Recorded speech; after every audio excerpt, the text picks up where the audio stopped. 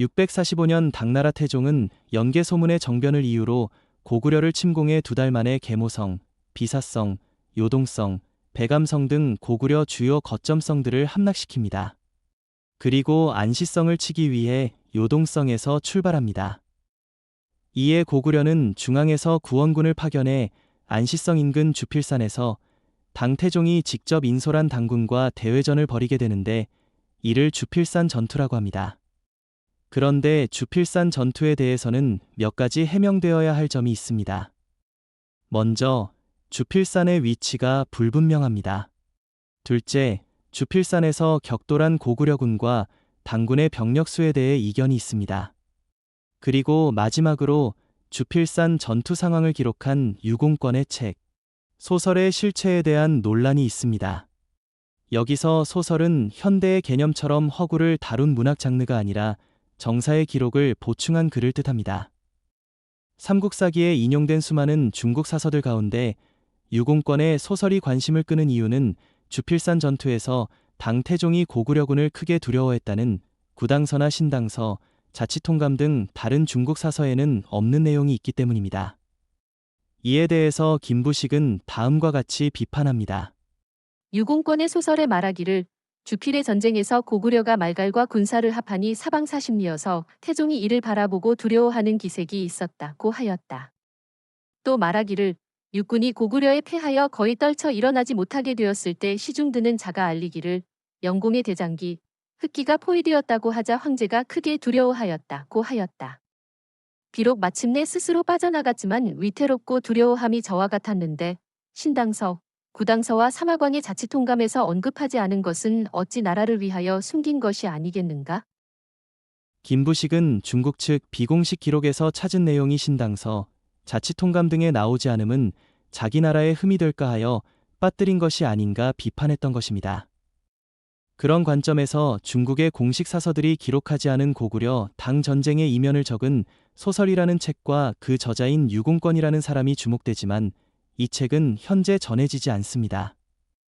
본 영상에서는 이 정체불명인 책의 실체를 추적한 김정배의 논문을 소개하고 아울러 문영철의 최신 논문을 통해 주필산 전투의 쟁점들도 해명해 보겠습니다.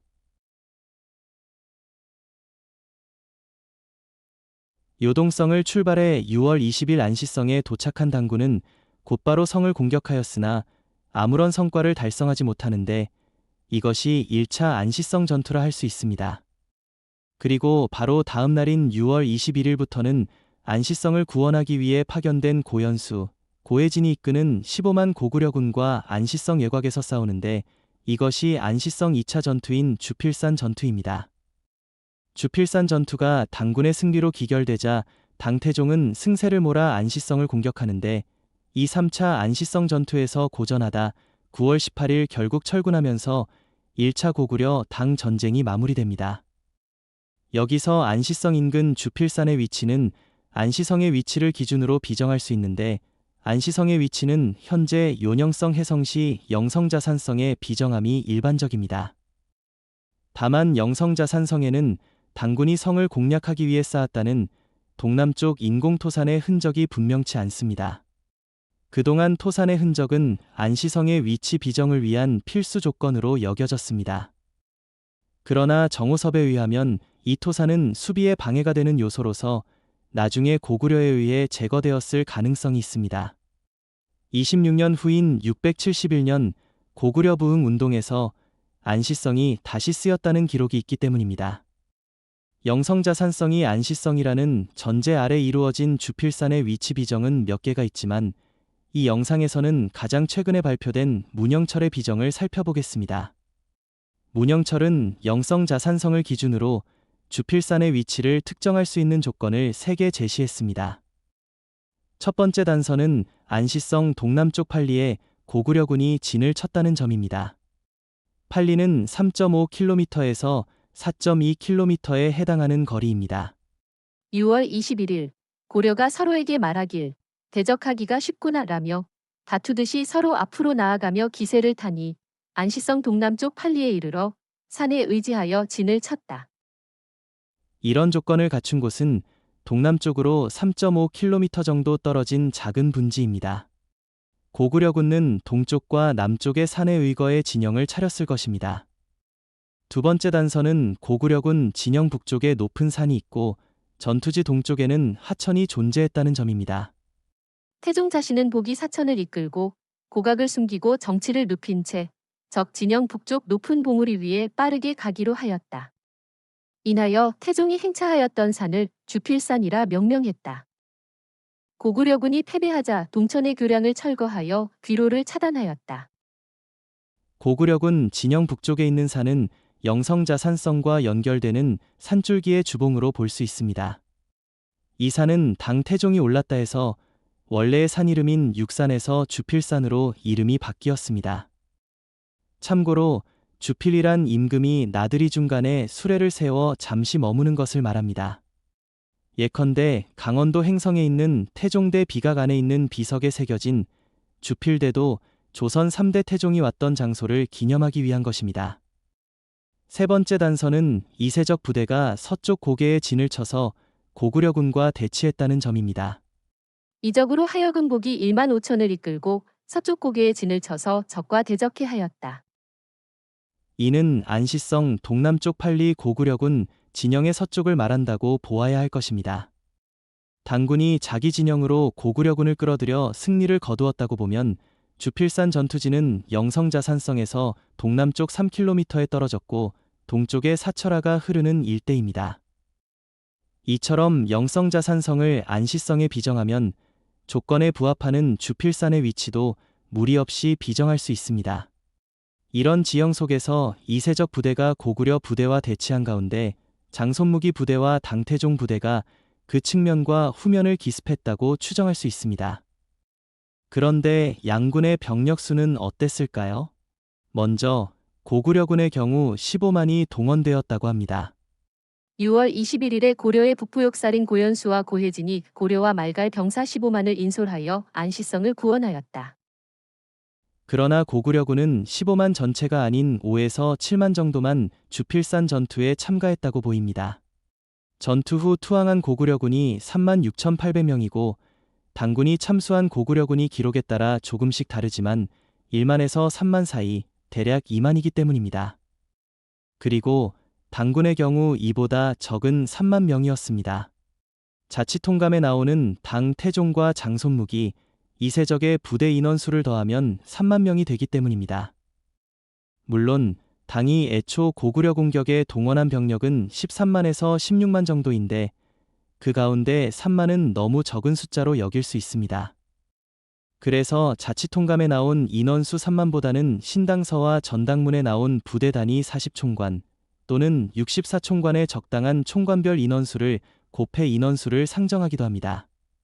그 결과 당군의 숫자를 노태도는 16만, 라동욱은 18만, 김용만은 30만으로 보기도 했습니다.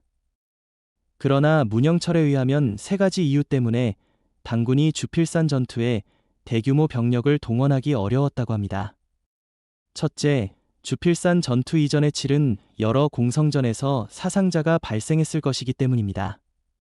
둘째, 점령한 고구려성에 주둔한 만큼 주필산 전투에 동원된 당군의 수는 줄었을 것입니다.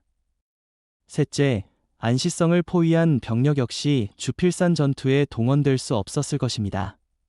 주필산 전투에서 안시성의 역할이 보이지 않는데 이는 안시성이 포위당했음을 시사합니다. 그래서 기록대로 주필산 전투에 동원된 당군의 수는 자치통감의 기록대로 3만이 맞다고 보입니다.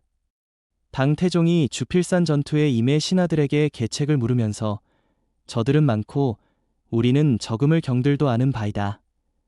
한 점은 이를 확인해 줍니다. 다음에는 유공권의 소설이 어떤 책인지 알아보겠습니다. 유공권은 당나라의 유명한 서예가로서 김부식이 삼국사기 사론에서 언급한 소설은 소설구문 또는 소설구문기를 지칭한 것으로 보입니다. 송사예문지에 유씨 소설구문 6권이라고 나와 있고 설부에서는 유공권의 소설구문기를 인용하고 있기 때문입니다. 그러나 유공권의 이 책은 현재 일실되어 전하지 않으며 누군가 유공권의 이름을 빌어 그의 사후에 쓴 책으로 보입니다. 설부에 인용된 유공권의 소설구문기에 유공권이 죽은 후 20년 후에 연호인 관계가 나오기 때문입니다. 이처럼 유공권이 썼다는 책도 남아있지 않고 그마저 유공권이 쓴 것도 아니라면 김부식이 인용한 주필산 전투 내용의 신빙성은 미궁에 빠질 수도 있습니다. 그런데 이보다 몇십 년 앞서 당나라 유속이라는 사람이 쓴 수당가화라는 책에 같은 내용이 나와 있습니다. 당 태종이 고구려와 말갈 군사의 행렬을 보고 두려워하는 기색이 있었다든가 영공의 대장기가 포위되었다고 하자 크게 두려워했다는 동일한 기록이 모두 나옵니다. 첨보 초년에 활동한 유속은 사관 집안 출신으로 수당가화에 나온 주필산 전투 관련 내용이 원본일 가능성이 높습니다. 그리고 이 내용이 누군가 유공권에 의탁해 쓴 소설 구문기에 인용되었고 김부식이 본 책도 제목은 간략화되었지만 소설 구문기일 가능성이 높습니다. 이상 주필산 전투와 유공권의 소설에 대해 알아보았습니다. 주필산 전투는 안시성 인근에서 고구려 구원군과 당군 사이에 벌어진 전투로서 고구려군이 패하였으나 이어진 안시성 전투에서 이김으로써 제1차 고구려당 전쟁을 승리로 이끌게 됩니다. 당군과 고구려군을 합해 10만 가까운 병력이 충돌한 대규모 전투였을 뿐 아니라 고구려군의 장기인 공성전이 아니라 평원에서 벌어진 전투라는 점에서 주필산 전투는 한국사에서 매우 주목할 만한 사건이라 할 수 있습니다. 그리고 유공권의 소설 역시 비록 유공권이 저술한 책이라 보기는 어렵지만 중국 사서에 나오지 않은 역사의 일면을 기록한 귀중한 사료라 할 수 있습니다.